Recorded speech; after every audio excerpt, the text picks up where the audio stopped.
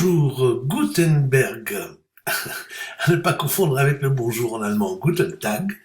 Gutenberg est la nouvelle version de WordPress, en l'occurrence la nouvelle version de l'éditeur de WordPress.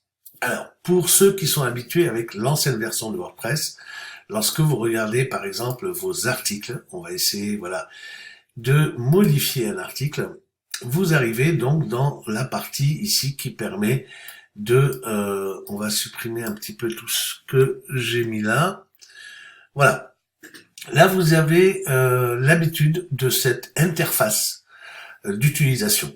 D'accord? Vous n'avez pas forcément ce bouton Elementor parce que moi j'ai rajouté Elementor. Donc c'est un constructeur de page. C'est pas le sujet aujourd'hui. Aujourd'hui, on va parler de Gutenberg, qui est donc la nouvelle interface, qui ne ressemble plus du tout à l'interface dont vous avez l'habitude. Alors, normalement, c'est la version par défaut. Là, vous voyez que je suis au niveau du tableau de bord. Si on regarde au niveau des mises à jour,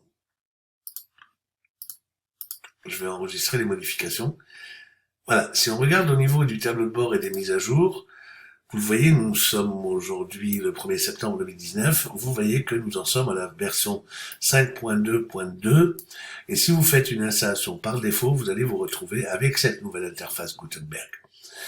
Pour ceux qui veulent revenir à l'ancienne version, le temps de s'habituer à cette version de Gutenberg, c'est possible en rajoutant tout simplement une extension. Lorsque vous allez dans les extensions ajoutées, vous avez ici Classic Editor. C'est ce qui vous permet de revenir sur l'ancienne version. Par défaut, bien sûr, c'est Gutenberg. Une extension qui est donc une interface qui travaille, vous allez voir, par un système de blocs, par ligne. Nous allons voir cela en détail dans les vidéos. Pour commencer, comment basculer entre l'ancienne et la nouvelle interface? Donc, comme j'ai installé moi-même déjà le Classic Editor, l'extension Classical Editor qui est active, comme vous le voyez, c'est ce qui me permet d'avoir sur mes articles, comme je vous le montrais précédemment, je vais vous montrer dans un nouvel onglet ici, modifier. Donc c'est ce qui me permet de retrouver l'ancienne interface, mais il me suffit de désactiver l'extension Classic Editor qu'on a ici, il me suffit de la désactiver pour retomber sur l'interface Gutenberg par défaut dorénavant de WordPress. Voici à quoi ressemble l'interface Gutenberg. Alors bien sûr, encore une fois, ne vous inquiétez pas si vous n'avez pas ce bouton Elementor, bien entendu. Et nous allons découvrir en fait cette nouvelle interface qui est basée vraiment sur des lignes. À chaque fois, par exemple, lorsque on va d'ailleurs carrément créer un nouvel article en fait. Voilà, comme ça on part de zéro. Voilà comment se présente votre nouvel article. Vous devez saisir un titre ici. Donc ça c'est la première chose à faire. Disons que le pouvoir des mots. Ça c'est notre titre. Ici on va commencer à écrire. Alors pour écrire, je vais aller chercher du faux texte. À l'aide de Lorem Ipsum, vous avez déjà, je vous en ai peut-être déjà parlé. Lorem Ipsum est un site c'est une façon, c'est deux termes qu'on connaît pour les faux textes qui généralement commencent tous par Lorem Ipsum. Vous avez ici par exemple, fautexte.com, générateur de faux textes aléatoires. Donc là, ça vous propose de générer plusieurs paragraphes. On va commencer par un paragraphe de texte. Donc, vous avez le paragraphe qui est là, il nous suffit de copier le faux texte. Donc, ce faux texte, je vais l'utiliser en tant que texte pour mon article, disons. Voilà. Donc là, si je clique à l'extérieur, vous voyez le principe des blocs. On a ici un bloc de titre, qui nous donne d'ailleurs le permalien, pour l'instant, puisqu'on n'a pas publié le permalien temporaire de cet article. Et ici, le bloc paragraphe. Et pourquoi est-ce qu'on parle de blocs? Eh bien, tout simplement parce que justement, tous les blocs sont disponibles ici. Vous voyez, ajouter un bloc. Avant d'aller voir les blocs, il faut savoir que lorsque vous créez un paragraphe, vous créez un bloc. Ça veut dire quoi? Ça veut dire que si je fais entrer ici, voilà, et que je commence à écrire, je vais me retrouver ici avec un nouveau bloc. Vous voyez, ici j'aurai un bloc, ici j'aurai un autre bloc. En passant la souris, je vois qu'il s'agit d'un bloc de paragraphe, ici d'un bloc paragraphe, et ici d'un bloc de titre. D'accord? Même si c'est pas écrit, mais voilà, on le remarque parce qu'il y a justement le permalien de l'article. Si l'on veut maintenant éviter d'écrire un paragraphe, mais qu'on veut retourner à la ligne. Donc là, vous voyez qu'en retournant sur la ligne, on crée un paragraphe avec cette particularité. Si je reprends d'ailleurs, on va copier, coller. Voilà. La particularité des paragraphes est cet espace interparagraphe. D'accord? Mais imaginez maintenant que je veuille, eh bien, ne pas avoir cet espace, mais pourtant retourner à la ligne, sans créer de paragraphe. Alors là, au lieu de faire entrer, eh bien, il suffit de faire majuscule entrée. Et là, vous allez pouvoir écrire, voilà, vous voyez, je suis retourné à la ligne, sans pour autant créer cet espace interparagraphe. Alors, rappelez-vous, entrée et majuscule entrée. Si vous faites entrer, vous créez un paragraphe, majuscule entrée, vous créez juste un retour à la ligne. Alors, les paragraphes maintenant, eh ben, ce sont des blocs. Alors, l'avantage des blocs, c'est que, alors on va peut-être réduire, voilà, pour bien différencier les deux blocs. L'avantage de ce système de blocs, c'est qu'on peut déjà bouger les blocs. Par exemple, ici, vous voyez, j'ai la petite main ou la flèche qui me permet de mettre ce paragraphe en haut, c'est-à-dire au-dessus du paragraphe précédent. Et pour le premier paragraphe, voilà, après je peux, alors évidemment je peux pas aller au-dessus du titre, hein, le titre reste lui-même, mais par contre ici au milieu, vous voyez, j'ai ce petit damier au milieu qui me permet d'aller prendre le bloc et de le déplacer manuellement. Ça c'est possible aussi. Alors peut-être que celui-là on va le mettre au-dessus.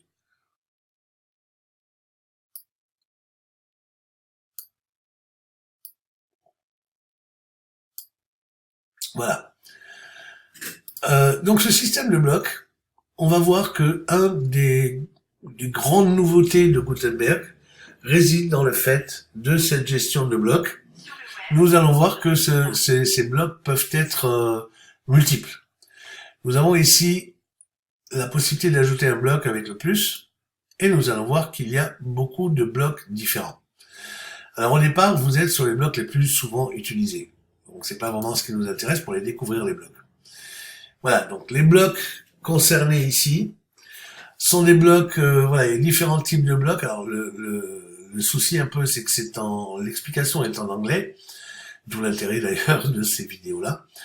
Ici, on va voir des blocs communs, c'est-à-dire des blocs tels que les blocs paragraphes qu'on a vus, de titres, de listes à puces, de citations, enfin ce que vous connaissez la plupart du temps déjà. Vous avez des blocs spécialisés dans la mise en forme. Voilà, comme le code, le HTML personnalisé, un couplet, un préformaté, une citation, etc. Enfin, vous avez des blocs de mise en page, à ne pas confondre avec les blocs de mise en forme. Voilà, donc là, ça permet de faire un saut de page, d'utiliser un bouton, des colonnes, insérer du média avec du texte, une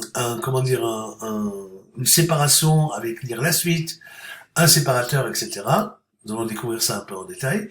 La possibilité, ça c'est une grande nouveauté, de pouvoir insérer à l'intérieur d'un article un bloc widget qui nous permet d'aller chercher parmi les widgets existants, voire même d'insérer directement un widget RSS qui va nous permettre de pouvoir afficher n'importe quel flux RSS, y compris un flux RSS extérieur à notre blog.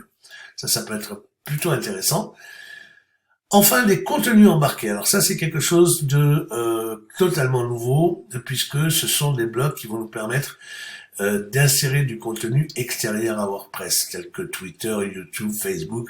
Et là, vous avez vraiment une grosse liste de choses qui peuvent être intégrées directement par simple clic. D'accord ?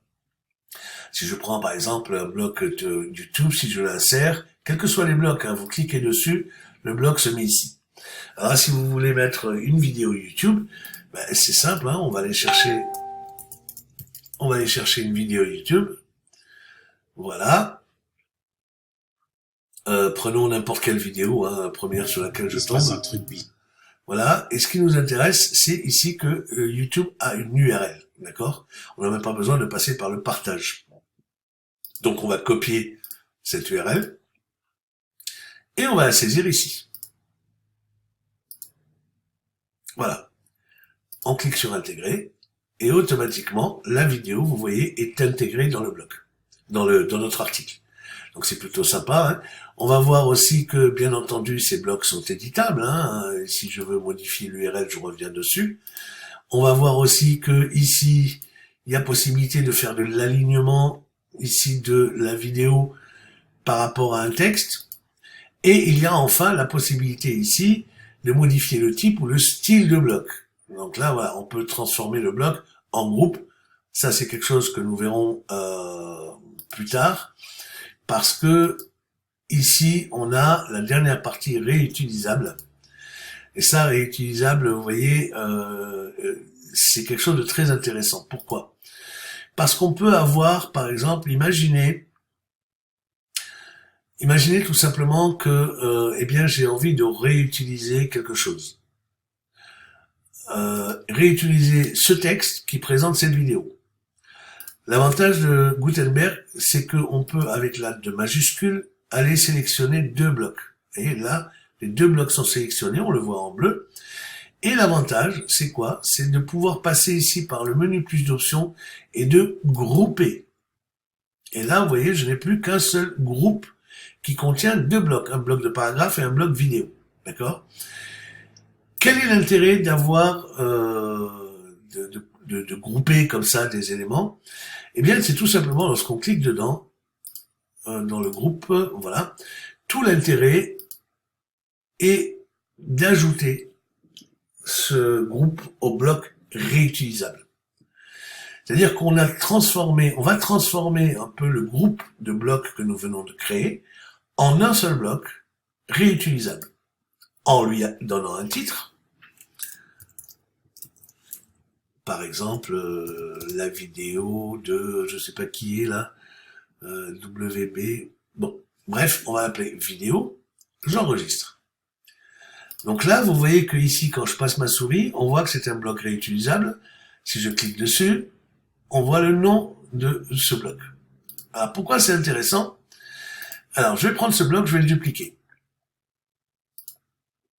Et je vais mettre ce bloc en dessous de la vidéo. Voilà. Et imaginons maintenant qu'en dessous de ce bloc-là, je veux mettre mon bloc réutilisable, celui dont on a, celui-là. Je veux le remettre ici ou dans un autre article. Hein. C'est pas nécessairement dans le même article. Donc là, en fait, je vais aller chercher ici dans l'ajout de blocs, je vais aller chercher les blocs réutilisables. Vous voyez ici, ils sont enregistrés. Le bloc que j'ai préparé, il s'appelle le bloc la vidéo. Je peux donc simplement cliquer dessus et voilà, c'est tout mon bloc qui s'insère.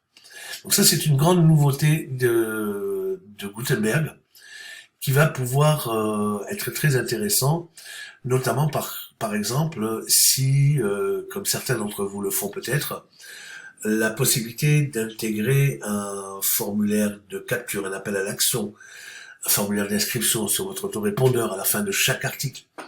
Eh bien, ce que vous allez faire, c'est par exemple de faire cet appel à l'action, de le mettre en bloc réutilisable et d'utiliser à chaque fois que vous écrivez un article. Et vous pourrez insérer quelque chose de complexe en un simple clic, à condition qu'il ait déjà été enregistré comme un bloc réutilisable. C'est ce que nous allons voir dans la prochaine vidéo.